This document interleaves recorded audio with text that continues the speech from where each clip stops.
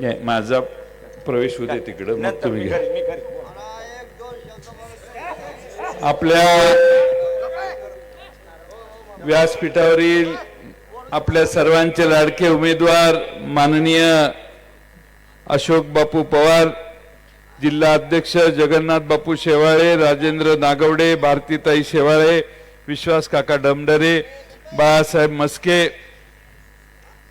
Hello निघतो मी, सांगितलं त्यांच्याशी बोलणं झालं, बाळासाहेब मस्के, संजय सातव, वैभव यादव, सुरेखाताई बोर्डे, विकास लवांडे, युवराज दळवी, भाऊसाहेब जाधव, विजय भोस, संभाजी फराटे, सचिन मचाले, दिलीप मोकाशी, शंकरराव फराटे, रामण्णा नागवडे, कांतीलाल होळकर, व्यासपीठावरील सर्वच मान्यवर आणि बंधू भगिनींनी आपल्या सर्वांना दुपारच्या वेळी सभेला बोलवणं हे काय फारसं योग्य नाही, पण आता वेळ कमी आहे, निसर्गाने कृपा केली आहे, ऊन नाही आहे, म्हणून तुम्हीही जरा बऱ्यापैकी बसू शकलेला आहात. मी जास्त वेळ घेत नाही, कारण इथून मला हडपसरची आणि पर्वतीची सभा आहे. मी आपणा सर्वांना 20 नोव्हेंबरला अशोक बापूंच्या तुतारी वाजवणाऱ्या माणसाच्या नावाने जे चिन्ह आहे त्या चिन्हावर मतदान करून पुन्हा एकदा अशोक बापूंना विधानसभेत पाठवा ही विनंती करण्यासाठी आलो. बाकी सगळे विषय तुम्हाला माहिती आहेत. अशोक बापूंनी आले आले एक निवेदन दिलं, NCDC कडून खेळत्या भांडवलासाठी 160 कोटीचं मार्जिन प्रस्ताव, मार्जिन मनी लोन पाहिजे होतं. अशोक बापूंना ते का देण्यात आलं नाही तुम्हाला माहिती आहे. एक तिकडं वाईला कारखाना आहे, त्यांच्यावर 600 कोटी रुपयाचं कर्ज आहे, 600 कोटी रुपयाचं, ते थकलेलं आहे. त्याला NCDCने 500 कोटी रुपये दिले. मेरिट काय? 600 कोटी रुपयाचे कर्ज असताना 500 कोटी रुपये NCDCने पुन्हा दिले. महाराष्ट्रात सगळ्यात अडचणीत असणारा तो कारखाना, पण त्या कारखाना चालवणारे त्यांच्या पक्षात गेले म्हणून त्यांना संरक्षण. आणि अशोक बापू निष्ठावंत, प्रामाणिक, एकनिष्ठ पवार साहेबांशी राहिले म्हणून त्यांना पैसे नाहीत. हे साधं गणित आहे, कोणी काही सांगो. महाराष्ट्रामध्ये परवा एक ते सहकार मंत्री पुण्यातले आहेत, काय देशाचे सहकार मंत्री मोहोळ, मुरलीधर मोहोळ, त्यांनी तिकडं आमच्याकडे भाषण केलं की जयंत पाटलांना 1400 कोटी रुपये दिलेले आहेत आणि असे कसे ते बोलू शकतात. एक म्हणजे 1400 कोटी घ्यायला माझा कारखाना काय खड्ड्यात गेलेला नाही. माझा कारखाना लय चांगला आहे. NCDCच्या दारात आम्ही कधी जात नाही. आता आमच्याकडून NCDCचं कर्ज कधीही NCDCनं मेरिट लावलं तर सगळ्यात 1 नंबरनं रिपे करणारा कारखाना म्हणजे आमचा कारखाना. आणि 1400 कोटीचं कर्ज जर आम्ही घेतलं असतं तर आत्तापर्यंत कारखाना पाक खाली बसला असता. कारखाना अतिशय चांगला चालतो. NCDCचं कर्ज घेण्याच्या संदर्भातले हे जे आकडे सांगायचं चाललंय, म्हणजे दिल्लीत जाऊन मंत्री झालं तर मुरलीधर मोहोळांना अजून माहीत नाही की त्याची मालकी आपली नाही आहे, ही भारताची मालकी आहे. आणि त्यातनं दिलेल्या प्रत्येक कर्जदाराने तुमच्या पायाशी येऊन बसलं पाहिजे असा भारतात रिवाज नाही. मुरलीधर मोहोळांना सहकार खातं अजून कळायला वेळ आहे, पण त्यांनी घोषणा केल्यावर मी माझ्या MDना म्हटलं एवढं कर्ज आहे? नाही म्हटलं साहेब, असं कधीच झालेलं नाही. मी म्हटलं हे काय म्हणतायत? ते म्हटले असलं काहीच आपल्याकडे कर्जाचा लवलेश नाही. आणि हे काय सांगतायत? म्हटलं अरे सांगायचा मुद्दा हा की यांना NCDCचा गैरवापर करण्याची सवय चालू झालेली आहे. NCDCचा गैरवापर करायचा आणि माणसांना वाकवायचं हा उद्योग सध्याचं दिल्लीचं सरकार करते. जेवढे कारखाने आहेत ज्यांना कर्ज दिला, 20 कारखान्यांची यादी होती, त्यातल्या एकालाही मेरिट नाही, एकालाही मेरिट नाही. मेरिट होतं अशोक बापूंच्या कारखान्याला. पण अशोक बापू तिकडे गेले नाहीत म्हणून अशोक बापूंना कारखान्याला परवानगी कर्ज घेण्याची नाही. कोर्टाने शेवटी सांगितलं 107 कोटी राखून ठेवा. कोर्टालाही पटलं हे चुकीचं वागतायत आणि मग कोर्टाने तुमच्या कारखान्यासाठी 107 कोटी राखून ठेवा म्हणून सांगितलं. आज फार चिंता तुम्ही करू नका. नोव्हेंबरच्या 20 तारखेला मतदान होईल, 23 तारखेला निकाल लागेल. महाराष्ट्रामध्ये आपलं सरकार येणार आहे ही काळ्या दगडावरची रेघ आहे. मंत्रिमंडळाच्या पहिल्या बैठकीत अशोक बापू तुमच्या कारखान्याला 160 कोटी रुपये ताबडतोब देण्याची व्यवस्था आम्ही करू. तुम्ही काही चिंता करू नका. कुणाच्याही दारात जायची नाही, कुणालाही मस्का लावायची गरज नाही. आपण स्वाभिमानानं राजकारण करता आणि मला तुमचं कौतुक एवढ्यासाठी आहे, तुमच्या एवढा या पुणे जिल्ह्यात त्यांचे सगळ्यांच्या शिव्याशाप खाऊन एकनिष्ठ राहिलेले तुम्ही एकमेव आमदार आहात. त्यामुळं तुमचं कौतुक. निष्ठेची पूजा होते, प्रामाणिकपणाची पूजा होते. चोर लफंग्यांचं नाव परत कधी निघत नाही हे कायम लक्षात ठेवा. आणि त्यामुळं अशोक बापूंनी अतिशय निष्ठेनं पवार साहेबांना साथ दिलेली आहे. पवार साहेबांच्या बाजूनं ठामपणानं अशोक बापू उभे राहिले. आजही त्यांच्यावर प्रचंड संकट येत आहेत. त्यांच्या चिरंजीवांच्या बाबतीत जो परवा प्रकार घडला हा एवढा धक्कादायक होता की मला नाशिकला फोन आला आणि सांगितलं असं असं घडलंय. असं कधी आजपर्यंत झालेलं नव्हतं.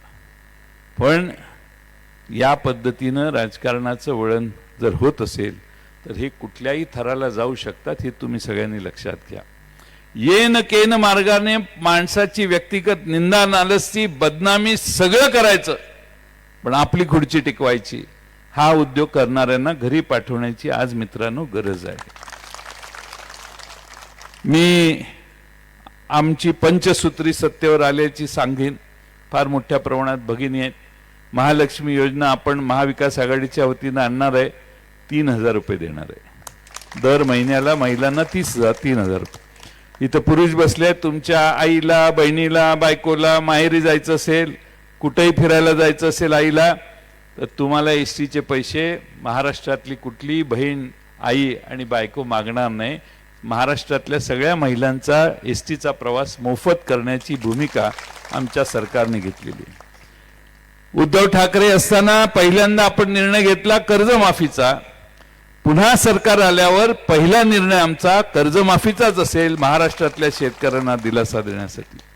बेरोजगारांच्या हाताला काम देण्यासाठी देखील आम्ही व्यवस्था करतोय. परंतु ज्यांना बेरोजगार राहतील त्यांना दरमहा बेरोजगार भत्ता देण्यासाठी 4,000 रुपये देण्याची भूमिका आम्ही घेतलेली आहे. मोदी साहेबांचं एक कार्ड होतं 5 लाखाचं इन्शुरन्स, हॉस्पिटलमध्ये तुमचा खर्च भागणार. असा कोण आहे का इथं माहीचा लाल की ज्याला मोदी साहेबांचं कार्ड घेऊन गेला हॉस्पिटलमध्ये आणि तुम्हाला फ्री मिळालं? हात मिळालं असेल तर तुमची ओळख नसेल, भाजपची कुणाची ओळख असेल तर त्याचं नाव सांगा. आमची माघार. आमच्या सरकारने आमचं सत्ता आल्यावर आम्ही ठरवलं की महाराष्ट्रातल्या सामान्य माणसाच्या आरोग्याची काळजी घ्यायची. 25 लाख रुपयाचा कुटुंबाचा विमा काढायचा. कुटुंबातल्या कुणाला काही झालं तरी 25 लाख रुपयापर्यंतचं बिल हे परस्पर आरोग्य विमा कंपन्या तिकडे भरण्याची व्यवस्था करतील. बऱ्याच काही गोष्टी आहेत. आपल्या सर्वांचा आशीर्वाद मिळाला तर घसरलेली महाराष्ट्राची भारतातली पद पुन्हा आम्ही वर काढू. आम्ही 3ऱ्या 4थ्या नंबरला दरडोई उत्पन्नावर होतो. आता आम्ही 11व्या नंबरला घसरलो. ते गुजरात राज्य आपल्या वर गेलं कारण एकनाथ शिंदे, देवेंद्र फडणवीस आणि अजित पवार यांनी गुजरातला महाराष्ट्रातनं जे जातंय ते जाऊन दिलं. कधीही त्याला थांबवलं नाही. आणि गुजरातचं महाराष्ट्रातून गुजरातला जे गेलं त्याच्याविरोधी ब्र तोंडातनं ह्यांच्या निघाला नाही. कारण ह्या दोघांच्या तर डोक्यावर टांगती तलवारच आहे. आणि देवेंद्र फडणवीस तर काही बोलूच शकत नाहीत मोदी आणि शहांच्या समोर. याचा परिणाम हा झाला की हजारो युवकांच्या, लाखो युवकांच्या हाताचं काम आमचं पळवण्यात आलं गुजरातला. टाटा एअरबेसचं मोदी साहेबांनी परवा उद्घाटन केलं. भूमिपूजन नाही, उद्घाटन बडोद्याला. आमचे सगळे असे प्रकल्प ह्यांनी घालवले 1.5, 2, 2.5 वर्षात. आणि म्हणून सरकार असं पाहिजे की जे ह्यांनी तर गुजरातला महाराष्ट्राने गुजरातचं मांडलिकत्व स्वीकारले असे वागतात. गुजरात आंदोलन, गुजरातला महाराष्ट्र आंदोलन दिलं अशी परिस्थिती यांच्या वागण्यानं तयार झाली. दर डे उत्पन्नात आम्ही खाली घसरलो म्हणजे गुजरातचा माणूस महाराष्ट्रापेक्षा श्रीमंत झाला. पूर्वी गुजरात आमच्या खाली होतं. आणखीन एक महत्वाचा बदल झाला की भारताच्या संपत्तीमध्ये 15% वाटा हा आपल्या महाराष्ट्राचा असायचा. आज तो टक्का घसरला. 15%वरून आम्ही 13%वर आलो. 2% आमची घसरण म्हणजे काही लाख कोटी रुपये महाराष्ट्राची संपत्ती आम्ही तयार करायला कमी पडलो. या सगळ्याची जबाबदारी ह्यांना घेण्याची गरज आहे. आणि म्हणून मी आपणाला सांगतो, महाराष्ट्राची अधोगती वेगानं चालू आहे. वेगानं अधोगती होत असेल तर ती थांबवायची असेल तर मुंबईचं सरकार शरद पवार साहेबांच्या विचाराचं, उद्धव ठाकरेंच्या विचाराचं, राहुल गांधींच्या विचाराचं झालं पाहिजे. न घाबरणारं झालं पाहिजे.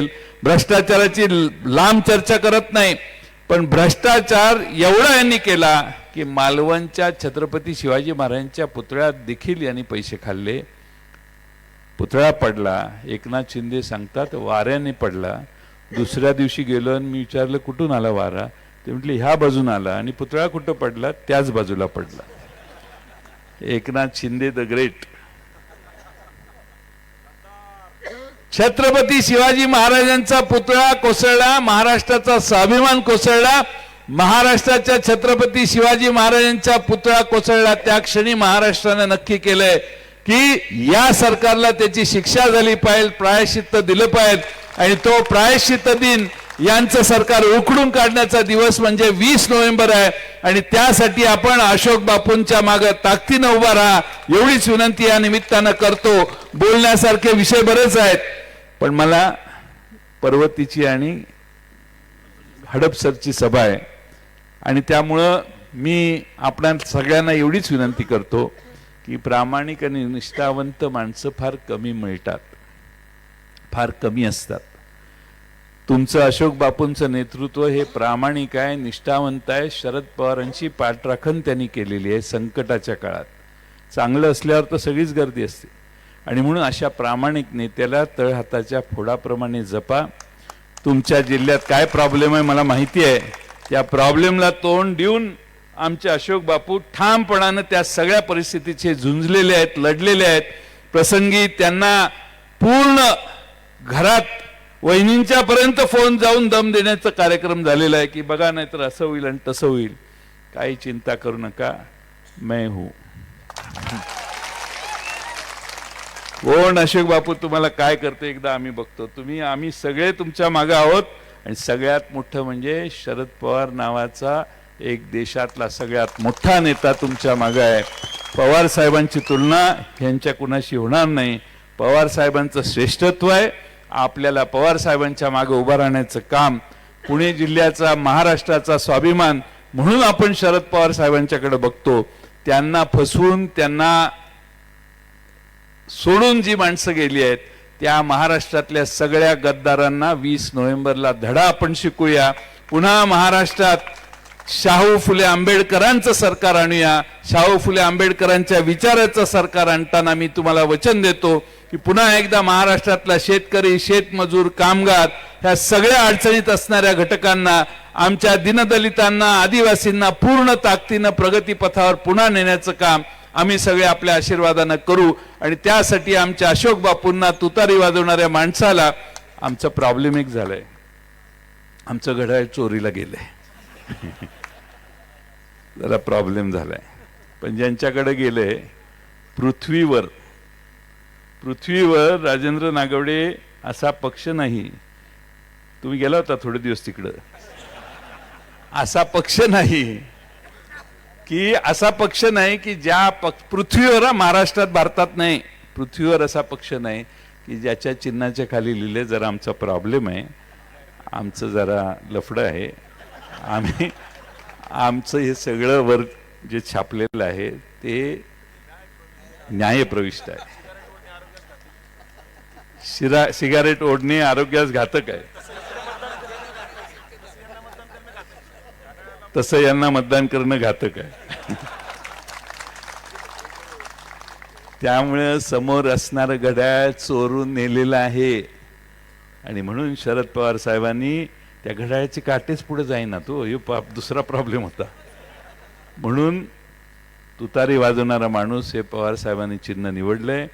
जेव्हापासून तुतारी पवार साहेबांनी छत्रपती शिवाजी महाराजांच्या पायाशी रायगडावर नेऊन ठेवली तेव्हापासून तुतारीनं मागं बघितलेलं नाही. महाराष्ट्र ही तुतारी हातात घेऊन प्रचंड मोठ्या प्रमाणात प्रगती करतोय. तो आशीर्वाद पुन्हा एकदा आमच्या तुतारी वाजवणाऱ्या माणसाच्या मागं 20 नोव्हेंबरला आपण द्या एवढीच विनंती करतो. कितीही प्रसंग आले, किती फोन आले, आता प्रचार संपला की तुम्हाला लय फोन येतील, याव करा त्याव करा, बघा माझ्याशी गाठ आहे, मीच आहे. आम्ही असं बोलत नाही, पण गाठ पडल्यावर सोडत नाही.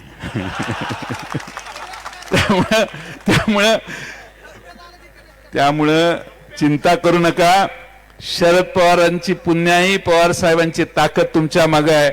पूर्ण ताकदीनं उद्याच्या निवडणुकीत काम करा आणि गद्दारांना गाडण्यासाठी प्रयत्नाची शिकस्त करा.